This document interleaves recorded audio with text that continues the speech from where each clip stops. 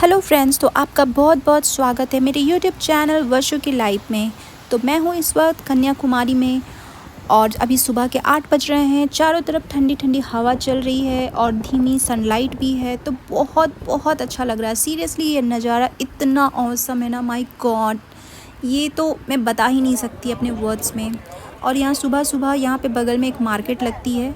ऐसे आज ट्यूसडे है तो यहाँ शायद ट्यूसडे को मार्केट लगती है। मच्छी बिक रही है यहाँ सारे तरफ। आई थिंक ये जेली फ़िश है। और यहाँ पे बहुत सारे वेराइटीज़ के रेड ग्रीन फ़िश मिल रहे हैं और लोग इतने सारे बार्गेनिंग कर रहे हैं और सब खरीद रहे हैं। सब फ्रेश फ़िश है सीरियसली।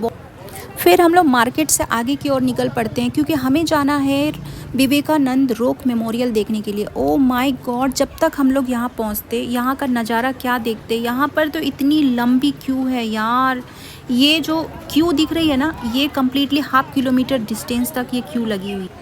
कुछ देर क्यू में लगने के बाद फाइनली हमारा टर्न आया, लेकिन मेरे पेरेंट्स को जाना था वॉशरूम, तो फिर मैं अभी वेट कर रही हूँ क्यू से अलग हटकर। मुझे एक बहुत ही भले इंसान, ये जो अंकल दिख रहे हैं ना पानी बेचने वाले, ये इतने अच्छे हैं ना कि उन्होंने मुझे अपनी चेयर दे दी बैठने के लिए मेरे लेग की कंडीशन देखकर। ओ माय गॉड, सीरियसली कितने भले इंसान हैं यार, मतलब मुझे बहुत अच्छा लगा। अब हम लोग अंदर आ चुके हैं, लेकिन अंदर जाने के बाद आपको फिर एक क्यू में लगना पड़ेगा। माय गॉड, इतने सारे क्यू हैं, इतनी भीड़ है यहाँ पे हर जगह। अब हमें और नेक्स्ट के लिए वेट करना पड़ेगा। यहाँ टिकट काउंटर पर आपको कैश ही रखना पड़ेगा क्योंकि ये ऑनलाइन या कार्ड पेमेंट एक्सेप्ट नहीं करते। टिकट मिलने के बाद अब दूसरे क्यू में हमें बैठाया गया है। हर मोस्टली इंडिया में गवर्नमेंट हैंडीकैप्स के लिए फ़्री रखती है, लेकिन यहाँ पर मेरे भी टिकट लग गए। सीरियसली फ़्री करना चाहिए था हैंडीकैप्स के लिए क्योंकि ये गवर्नमेंट रूल में है। आप इमेजिन कर सकते हो कि यहाँ सीरियसली कितनी भीड़ है। मतलब आज तो फिर भी ट्यूसडे है, वीकेंड्स में तो आप सोच भी नहीं सकते हो, इतनी ज़्यादा भीड़ होती है यहाँ पर। Thank God, finally wait is over. अब हम लोग फेरी में बैठकर विवेकानंद रॉक मेमोरियल देखने के लिए जाएंगे, जो कि एक छोटा सा आइलैंड पर बना हुआ। हम लोग अभी सेफ्टी जैकेट लेकर फेरी में बैठने वाले हैं। और हाँ, व्हील चेयर पर्सन भी बैठ सकते हैं यहाँ पर। सारी जगह व्हील चेयर एक्सेस बनी हुई है, तो wheel chair person can come here. और फ़िलहाल मैंने भी सेफ्टी जैकेट पहन ली है। सब लोग सीरियसली, यहाँ पर इतनी क्राउड है, बट लकीली मुझे बैठने की जगह मिल गई, थैंक गॉड। फाइनली हम फेरी से उतर चुके हैं और विवेकानंद रॉक मेमोरियल पहुंच चुके हैं। यहाँ हमें सेपरेट टिकट लेना होगा विवेकानंद रॉक मेमोरियल देखने के लिए। यहाँ पर हर जगह व्हील चेयर एक्सेसिबिलिटी है, तो सारे हैंडीकैप्स आ सकते हैं यहाँ पर। यहाँ पर आपको अपना शू निकाल कर रखना होगा क्योंकि आप शू अंदर नहीं ले जा सकते हैं। और सीरियसली बहुत धूप तो है, तो यहाँ पर हैंडीकैप्स के लिए टिकट फ्री मिल गई और मेरे पेरेंट्स के पैसे तो लग गए मुझे। और फाइनली हम लोग पहुँच चुके हैं विवेकानंद रॉक मेमोरियल में। सीरियसली अभी यहाँ इसके अंदर भी जाना है।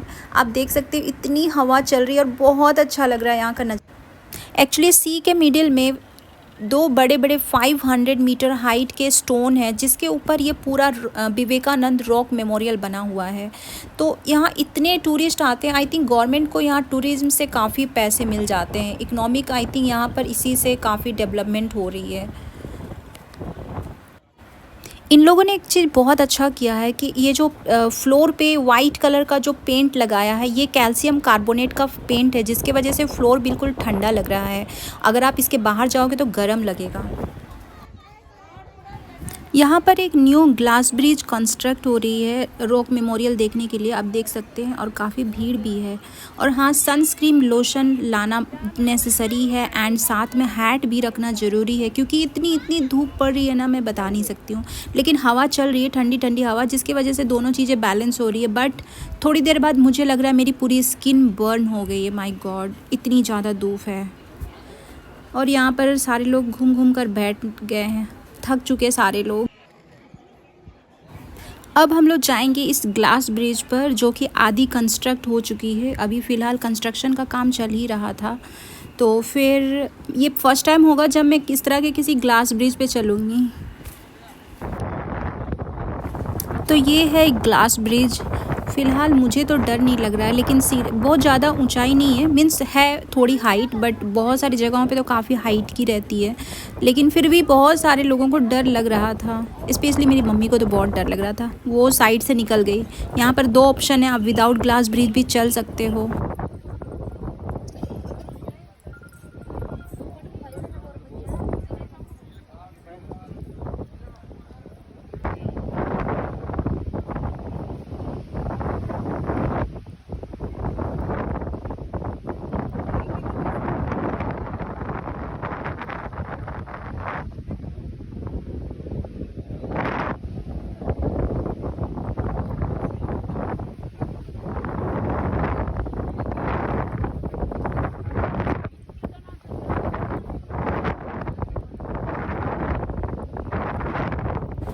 नेक्स्ट हम लोग जाने वाले हैं तिरुवल्लुवर स्टैचू देखने के लिए। इसके लिए हमें बहुत ही लंबी सीढ़ियाँ चढ़नी होंगी और सीरियसली यहाँ पर हैंडीकैप नहीं आ सकते। फाइनली इतनी सारी सीढ़ियाँ थी, माय गॉड, मैं बता नहीं सकती। अभी मैं तिरुवल्लुवर स्टैचू के पास खड़ी हूँ और ये बहुत ही हाइट पर है। इस तिरुवल्लुवर स्टैचू की हाइट 95 फीट है और इसका कंप्लीट वीडियो लेने के लिए मुझे बहुत दूर जाना पड़ेगा। ये इतना लॉन्ग है कि मैं सामने से बिल्कुल भी नहीं ले पा रही। यहाँ से आप पूरा कन्याकुमारी सिटी देख सकते हो। कितना खूबसूरत नज़ारा लग रहा है और हर तरफ हवा इतनी चल रही है ना, मतलब धूप भी पड़ रही है अच्छी खासी, डिहाइड्रेशन फील हो रहा है, लेकिन हवा भी चल रही है ना, बहुत मज़ा आ रहा है यार सीरियस। ये पूरा स्टैचू एक्चुअली पत्थर का बना हुआ है, लेकिन इतना बड़ा पत्थर लाना पॉसिबल नहीं है, तो जो छोटे छोटे पार्ट्स हैं ना, वो ब्लॉक्स साइज में बनाकर पूरे स्टैचू को बनाया गया है। आप देख सकते हैं छोटे छोटे ब्लॉक्स के थ्रू पूरा पत्थर का बना हुआ है ये स्टैचू। और फिर आजकल तो इतनी टेक्नोलॉजी डेवलप हो गई है, इसलिए इतनी बड़ी 95 फीट की जो है बन गई है स्टैचू। और ये बहुत ही अच्छा टूरिस्ट अट्रैक्शन भी है यहाँ के लिए। पुराने ज़माने में तिरुवल्लुवर एक तमिल पोएट एंड फिलोसफर हुआ करते थे, जिनके लिए पूरे स्टैचू बनाई गई है। चलो अब वापस बाहर जाने की बारी है, अब हम लोग बाहर निकलते हैं। वो जो स्टैचू दिख रही है, हम लोग गए थे वहाँ और अब हम लोग बाहर निकलकर यहाँ आ चुके हैं। ये पूरा एरिया काफ़ी बड़ा है और सीरियसली यार इतना अच्छा नज़ारा है ना, मन तो कर रहा है मैं यहीं पे रुक जाऊँ। इस पूरे रॉक मेमोरियल को 1970 में कंस्ट्रक्ट किया गया था स्वामी विवेकानंद की याद में। यहाँ पर एक टेंपल भी है जहाँ मैं नहीं जा पाई क्योंकि मुझे और सीढ़ियाँ चढ़नी पड़ती इसके ऊपर जाने के लिए, तो मैं इतनी थक चुकी थी कि मैं नहीं जाना चाहती थी, तो मेरे पेरेंट्स बस गए। फिर यहाँ पर एक बुक स्टोर भी है जहाँ से आप बुक्स ले सकते हो और साथ में ये स्टैचू तो है ही अट्रैक्शंस, तो आप ये 3 चीज़ें आकर यहाँ पर देख सकते हो। ये 3 चीज़ें काफ़ी। मैं अपना सेल्फ़ी स्टैंड लाना भूल गई, इसलिए मुझे ज़मीन पर रख कर ही वीडियो बनाना पड़ रहा है। ऐसे ही काम चलाना पड़ेगा दोस्तों। अगर आप सीरियसली यहाँ आने की प्लानिंग कर रहे हो तो एक छतरी, एक सनस्क्रीन लोशन, वाटर बोतल विद ग्लूकॉन डी ज़रूर लेकर आना, नहीं तो आप डिहाइड्रेशन से परेशान हो जाओगे जैसे मैं। सीरियसली मैं इस कपड़े से ना इतनी ज़्यादा परेशान हूँ। ये मैंने न्यू ही लिया है और पता है मैं एटलीस्ट 10 टाइम्स गिर चुकी हूँ इस कपड़े के वजह से। और मतलब अगर मेरा कैमरा ऑन रहता ना 24 आवर तो शायद आप मुझे देख पाते। मैं इतनी बार गिरी हूँ, मुझे पैर में इतनी चोट लगी हो इस कपड़े की वजह से। मैं बार बार मेरा पैर फंस जा रहा था और मैं गिर जा रही थी। मैं इस तरह के लॉन्ग ड्रेस में ना कंफर्टेबल नहीं हूँ एक्चुअली, बट क्या ही कर सकते हैं। तो अब हम लोग के वापस जाने की बारी है, तो हम लोग वापस जाने के लिए आपको फिर से फेरी में बैठना होगा, तो हम लोग अभी वही जा रहे हैं। कुछ लोगों ने मुझसे रिक्वेस्ट किया था स्लोप में चल के दिखाने के लिए, मैं स्पेशली ये वीडियो उनके लिए ही बनाया है मैंने ये क्लिप। मुझे सीरियसली एक चीज़ बहुत अच्छा लगा कि यहाँ पे हर जगह इस तरह के स्लोपिंग बनाए गए हैं, तो कोई भी व्हीलचेयर पीपल यहाँ आ सकता है ईजिली।